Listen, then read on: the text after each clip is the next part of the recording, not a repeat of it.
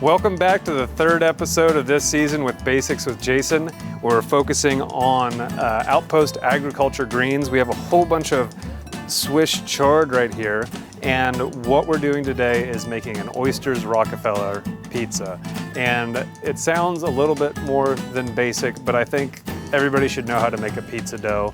And that's where we're gonna start today. So we have our KitchenAid all plugged up. We have our little scale here because we're gonna be very precise. And let's start combining some ingredients, and we'll eventually get to using this really awesome pizza oven and making Hump Island Oyster Rockefeller pizza. The first thing about pizza dough is getting the flour as close as you can to right. We don't have a ton of options here in Ketchikan, but they do have pizza flour at Safeway and I believe A&P.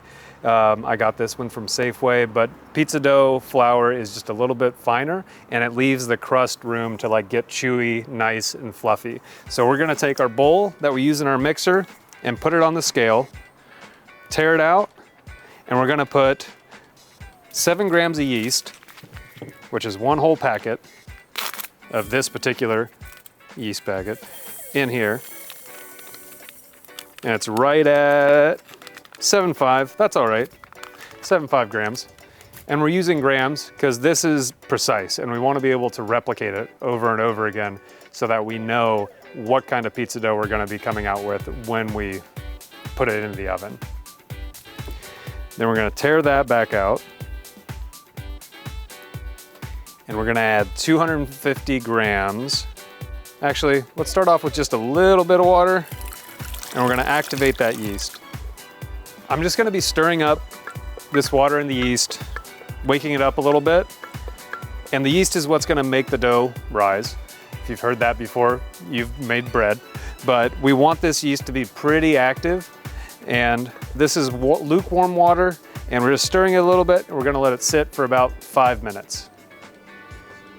So you can see here that we have a few bubbles, we have some activation, and that's enough. We don't need it to be like frothing over or anything. We just need the yeast to wake up before we let the dough rise.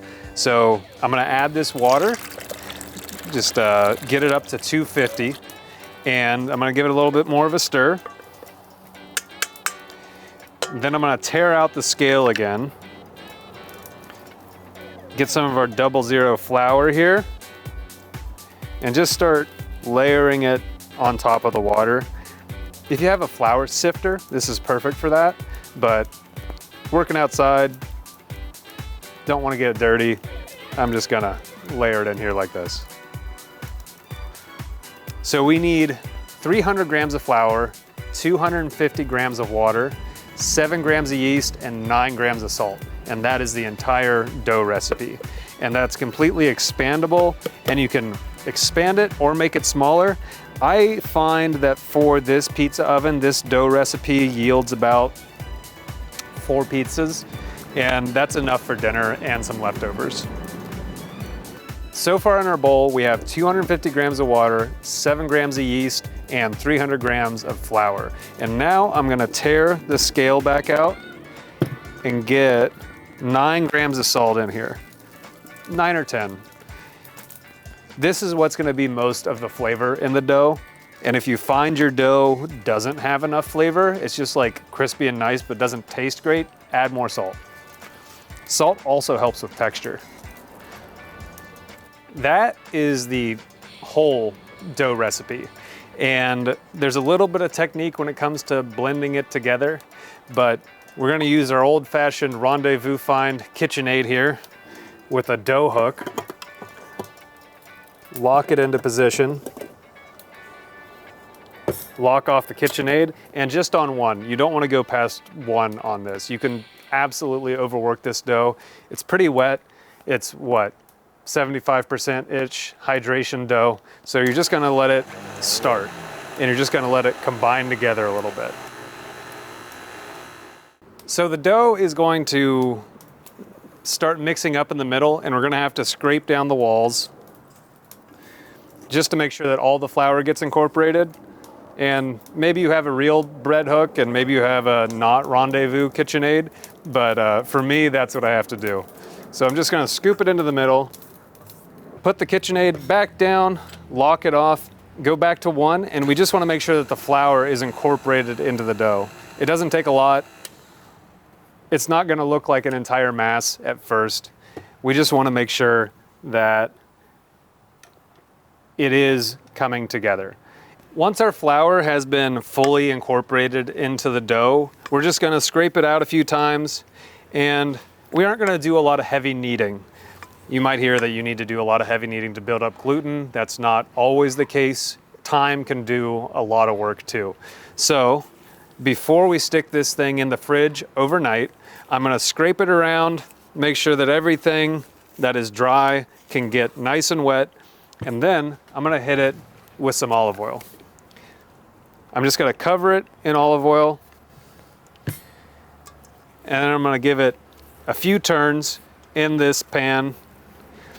And the olive oil is actually going to incorporate into the dough, and it's going to give us some layers of fat on the inside of our dough, and it's going to help the dough be a little bit more crispy once we put it into the oven.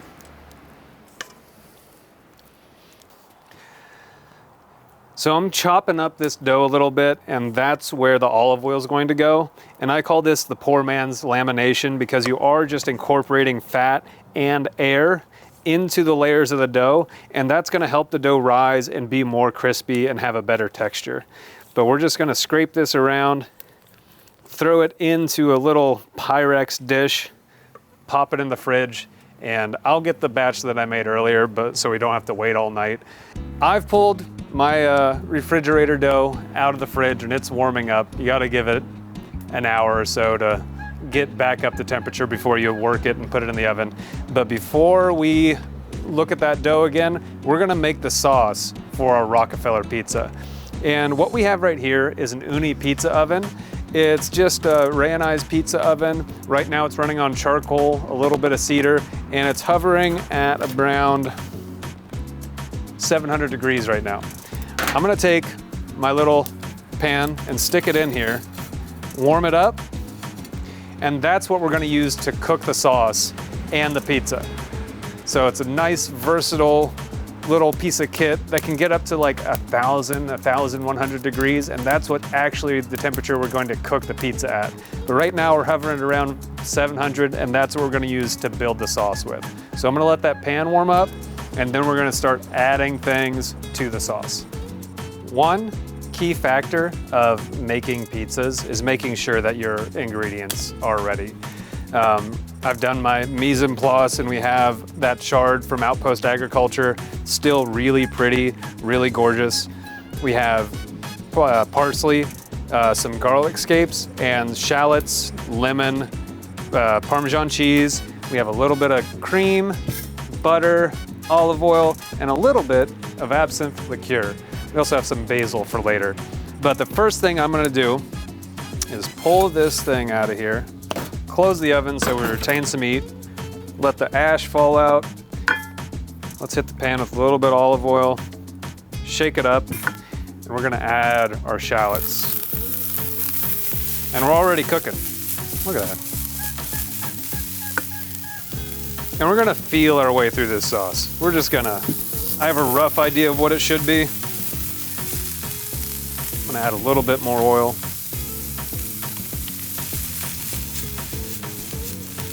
I'm gonna toss it back in here.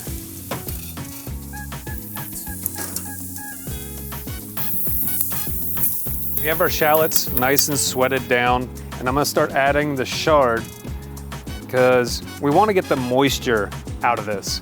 That's a big enemy of good pizza is moisture, because that'll all fall through the cheese, through the sauce, into the crust, and it just doesn't leave with a pleasant experience. You'll just have mushy, runny dough, and you don't want it. You just want to make it so it nicely wilts a little bit and cooks, and we're just going to pop it back in here. Turn up the heat with a little bit more wood. There we go. And let that moisture render out. So the further you push anything back into the uni, the hotter it's gonna be, because that's where the fire is. There's a little basket back here that we keep stuffing with fuel.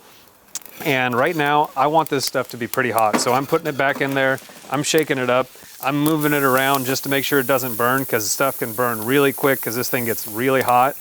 But as long as we pay attention to it, we're gonna be fine. And I can already see that this thing has loosened up a little bit and some of the moisture's coming out.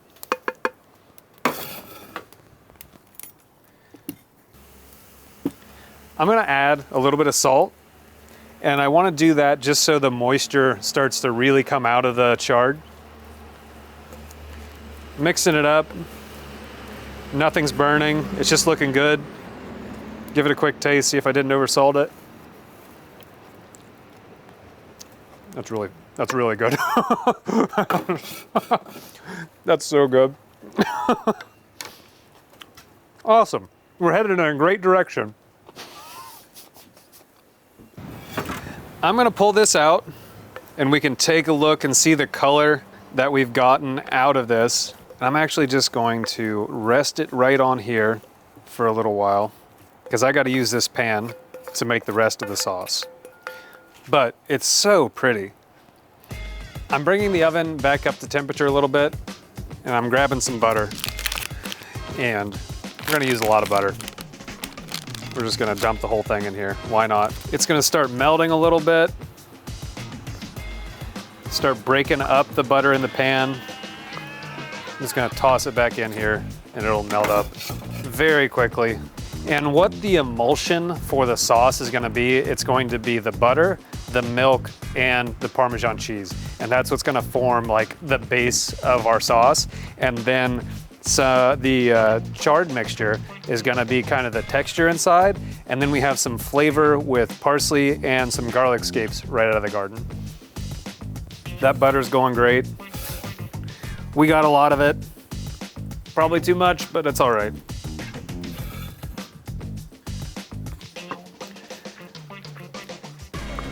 Just breaking it up.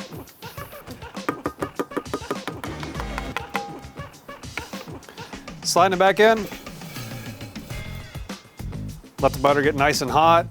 I'm even gonna see if I can close it up a little bit. We just wanna get it hot enough to, when we add the cream, it doesn't drop the temperature too much. And then we want to bring that back up to temperature and then start adding the cheese, incorporating that and letting it get a little bit thicker as we add the cheese. Ooh, overboard. Nice and clarified butter. Popping open, fresh thing of cream.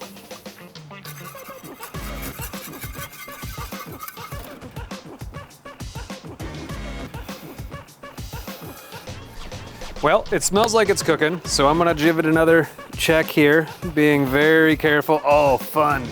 Yes. You can actually see how hot that oven's getting because it's just toasting the surface of our sauce. So I'm gonna give it more of a whisk, and you can even see it's starting to thicken up already. That's great. Okay. Back in the oven, very carefully.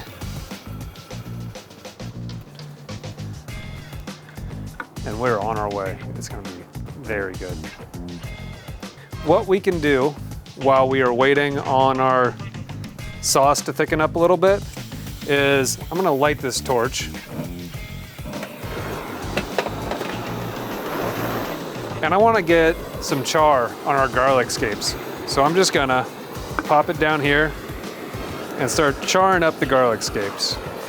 This is just gonna give us a slightly more rich flavor by finding a little bit of depth with the char. So it's a nice thing to do to add some flavor with your scapes. And we are bubbling in a great way over here. Take a look at that. We have a nice rich sauce going. So I'm adding this cheese and it is thickening up perfectly. I'm gonna stop adding cheese here in a second, even though it looks like it's not quite thick enough, but we're gonna need some time between the sauce being prepared and us preparing the dough to make this work out. So before it gets too thick, I'm gonna add a little bit of lemon zest, just a little bit.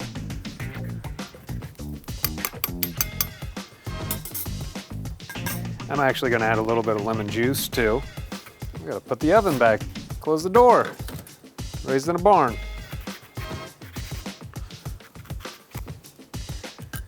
Give it the old filter. Just a little bit. Goes a long way. Get those seeds out of here. Whisk it up again. We're about to add our chard mixture and our parsley, but before we do that, just a tiny, tiny, tiny, tiny, tiny bit. I'm even gonna use the cork here. Dripping a little bit in here, and that's just going to add a little bit, another undercurrent of flavor to the Rockefeller sauce. So I'm gonna mix this up. Give it a quick taste, see if we need salt. That's very good. And then I'm gonna bring back our chard mixture, plop it back in here, leaving some of it off to the side, and I'm adding some parsley in here too. And then we're gonna mix this back up, and we'll pop that on our pizzas here in a little while. Like Outpost Agriculture and Hump Island oysters, both things grown in or very close to Revillagigedo. And we're just trying to do something fun because there's so much opportunity for good food here. So shucking an oyster, something I'm fairly new to, but I'm having a lot of fun doing it because oysters are incredible. And Hump Island's actually some of my favorites. They're a perfect size for me. They're so briny and sweet that it's so good. But you're going to come in here with your oyster knife, and there's a knuckle, and the knuckle comes to a point, and you're gonna take the point of your oyster knife, come in on the back with the oyster in your towel to stabilize it, and you're gonna press down into that knuckle, and you can kind of feel it give. And once you start to get into it, you can kind of start to twist your knife, and the oyster shell just kind of pops off. And you're gonna run your knife on the back of the shell. Shell pops off. Run your knife underneath the oyster. The oyster pops off, and then you just have a nice, fresh Hump Island oyster. It's so good. Like, it's just briny, sweet, unctuous, savory. So many good things. And it's from right here. It blows my mind constantly. We're gonna collect all of our oysters, just drop them into this little thing, and I'm tossing them away. I'm gonna keep shucking until I have 4 or 5. I think that's a fair amount of oysters to put on one pizza. It might be a little much. We'll go with 4. The goal is to keep the brine clear. I'm still working on it, and they still taste really good when the brine's not clear. And you can do whatever you need to get the oyster out of its shell. If you keep cracking your oysters open and the shell keeps getting into the oysters, it's fine. Just pick it out. It's still gonna taste really, really good. So I'm just gonna keep on practicing here. See, shell's in there. You move on. Aim for that little foot, get it separated, because that's the only spot that really has a grip on the oyster. Pop it into our bowl, move on. We'll get 1 more, maybe 2 more. It's looking good. It's looking like 5 might actually be a good number. But I'm gonna keep shucking, and this is something that can happen where the shell breaks and you have to pull it off of the oyster. So I'm gonna keep going with that foot, dump it in here, pulling it out. 1 more, and we'll be ready to go. And this is our last oyster for this pizza. We're just gonna drop it into our bowl. And then we're gonna handle our shells real quick, toss them aside, clean up our mess. Then finally, it's time for the dough. 24 hours later, for me, for this dough, for you in the future, we have our dough. And it's so jiggly and airy, and it looks way more wet than you'd ever think you'd want it to be, but that's actually the consistency that we want from our pizza dough. So this is gonna be our pizza dough area, and if you know anything about a pizza dough area, you know that this is a very small pizza dough area. We're gonna make it work. We're gonna do what we can, and it's gonna be wonderful. So we're gonna get some things ready, and we're gonna flour our little work area, and then we're gonna start making the pizza round. We're gonna hit our little work area with just a little bit of flour, just a little bit, mostly to put it onto our hands so we can actually work with the flour. And then I'm going to add a mound of semolina, because that's actually what we want to stick to the bottom of the pizza. It's kind of like ball bearings on the bottom of the pizza. It keeps it from sticking to the bottom. And we have this giant mess of dough. I'm gonna even flour up my hands a little bit more. I'm gonna peel it away from the walls here. It's gonna pop bubbles, that's fine.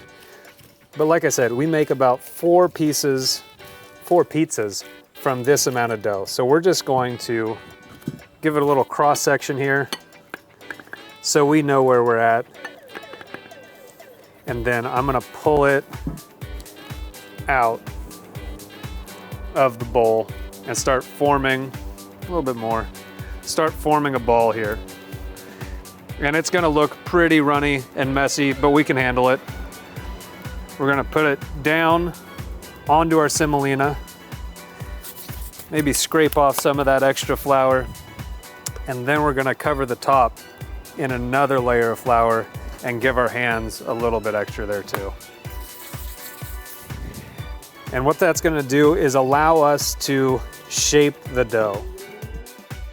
So I'm gonna make a little indentation that's about halfway between the middle and the edge of the dough, and that's gonna separate the crust from the middle of our pizza. We wanna leave a little bit of a mound in the middle of the pizza because that's where it gets the thinnest, and we don't want that middle to break open.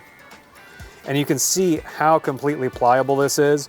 As we stretch it out, it's gonna expose more of the surface area, and it's gonna expose more of that sticky dough. So we have to flour it a little bit more, and we're just gently kneading it out. And what we can do is flip it over under our hands, give it a small stretch, and you're stretching the edges of the dough, you aren't stretching the middle. And you're gonna lay it back down nice and calm. And then you're actually going to stretch out the crust a little bit here. Go once around, and then you're gonna patch up any holes that show up, and you're gonna step back. Because now when you step back, it's gonna give that dough time to rest, because dough it gets fragile if you overwork it, and we're gonna give it just a little bit to come back together, and it's gonna be all the better for that 3 or 4 minutes that we just let it sit.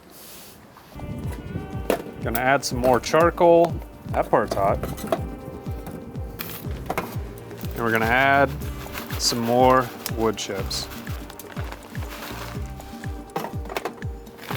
And we'll see where that gets us.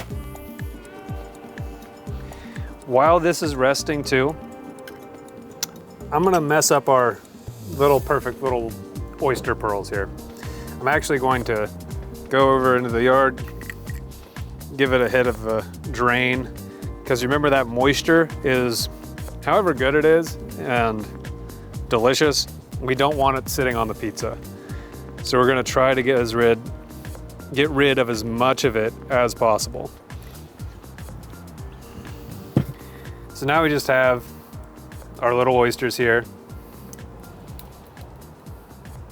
And I'm just gonna run my knife through them. Maybe halve them. Something so they're nice and bite-sized. We're back to our pizza dough. We're throwing a little layer flour on there, getting our hands on it, and we're just checking back in.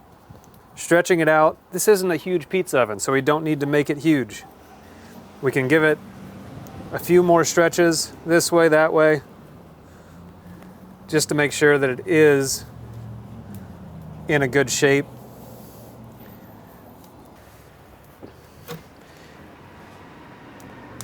Okay, we got some spots in here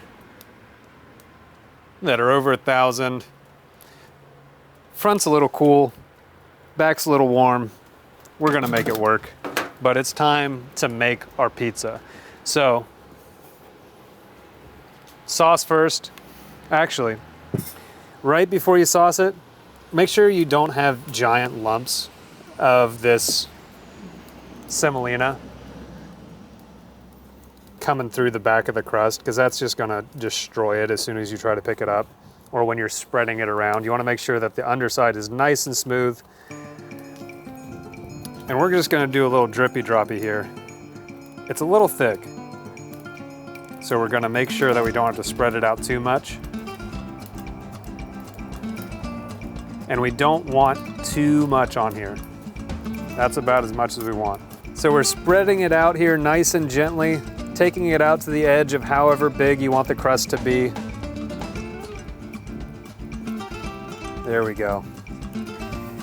And now when it comes to the toppings, you want to be kind of delicate as well. I'm going to take some of these chard scapes and sprinkle them on here. We're gonna really be tender with these oysters again. We aren't trying to destroy them any more than we have. And you want to keep them away from the direct center of the pizza, because they are going to release a lot of water. We can't do anything about it. Now we're coming back with a little bit of the chard on top just for color, keep it separate. We're coming back with some parsley. Coming back with the grated parmesan from earlier that we put into the sauce, and that's going to be our cheese on this pizza. And then the last thing that we're putting on it before we cook it are some breadcrumbs, because it wouldn't be Oysters Rockefeller without breadcrumbs on top. Just a little bit. We don't want it too crunchy. But we're just trying to keep it like close to traditional. I'm shaking it off, and I'm about to grab my peel, which I keep hanging right here. Doing one more check of the oven temperature. It's hot enough. We're gonna make it work. So, when you are getting your pizza off of your surface, you wanna be quick and methodical. And this is what the semolina does. It just creates less friction on your surface, and you can go under it and then come back a little bit and then hit back under it. You just want to keep the peel onto the surface of your board. And then you can come back and stretch out your dough a little bit and get that shape that you want. We're gonna shake off a little bit of that semolina, and that's what the slots in your pizza peeler for. And we're just going to pop it in the oven. Here we go. When you pop it into the oven, aim for the back, let the lip of the dough rest on the surface of the oven, and that's gonna grab onto the pizza, and then you can pull the peel back and the pizza will just slide out from underneath it.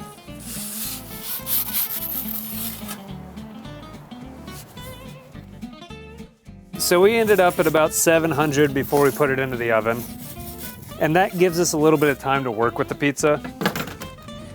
It's not 1,000 degrees where everything just cooks all at once. And that's gonna help us get a little bit of color on the surface too, and I can already tell we're getting color on the crust. I can pull it out and you can see a little bit of what we have going on. You're just gonna rotate it clockwise, counterclockwise, whichever works for you, but you wanna make sure that one side of the pizza doesn't get too much hotter than the other side of the pizza. And we're gonna just keep checking it. We can close up the door. If a piece of the pizza gets charred too early, you just gotta work your way around it. You gotta make sure that it's facing the back of the oven where it's the coolest, and that the other pizzas, the other sides, get some color to them too. Because that one little burnt spot isn't gonna ruin it for the whole pizza, but a whole bunch of uncooked crust is going to ruin a whole pizza. We can check the bottom. We got nice color on the bottom.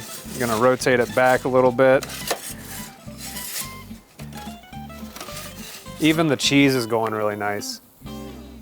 And I'm keeping that burnt, or that charred edge close to this side because that's where the cool spot is. This is actually a little peel, and it's made for moving it around in your oven. And this thing's so nice because it just like, everything feels natural. It has this little like slip here, and it's just wonderful to play with. We're doing something pretty good here. And we can see that I'm coming right to you. We can see that it's a good looking pie. I'm going back in for a little bit. Color on the bottom is wonderful. It's because we've been preheating for an hour. It's had a long time making that sauce, but it's gonna be worth it. I think we're good. We're pulling it out. It looks gorgeous. So some of the key aspects of getting a good pizza, or like telling whether a pizza is done or not, like there's color all the way around the edges, there's color on top, but also we have the bottom here, and I think you can see some of the color down here, and that's called leoparding, and you want to know that the bottom is cooked as well. And we have a nice crispy crust here. You can even hear the way it's scraping down there, and I'm holding it up here partially to let some of the air get under it and cool off before I set it down, because nothing kills a pizza quicker than letting it steam on a flat surface when you've just pulled it out of the oven. All the work you've done to make good crust falls out the window if you don't put it onto a grate or just kind of let it breathe in the air for a little bit. But I think we're good. Dropping it down, and I don't have my big knife right now, but I'm just going to use this little one, and you can hear exactly how it sounds. And that crispiness is everything to us.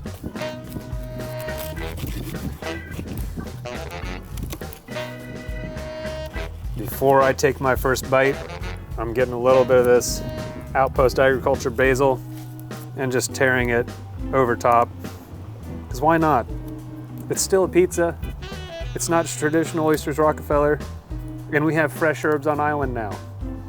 I'm even gonna take a little bit of lemon zest and just dab it on top, because again, it's fresh.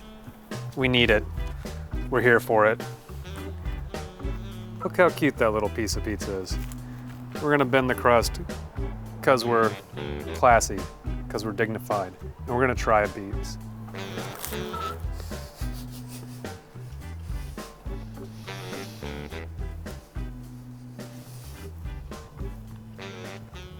I think it's called Oysters Rockefeller because it makes you feel like a Rockefeller. Like, that is so much fun to eat. So many different layers of flavor, so rich, so crispy and light. For an experiment that you've come along with, thank you for being here. Like, this is a wonderful treat. Thank you very much for tuning into this season of Basics with Jason. Outpost Agriculture has been incredible to work with, and even Hump Island Oysters showed up at the end here. So I hope you go out, try an uni, try your own pizzas, but just try local ingredients and do something different with them. We'll see you next season on Basics with Jason.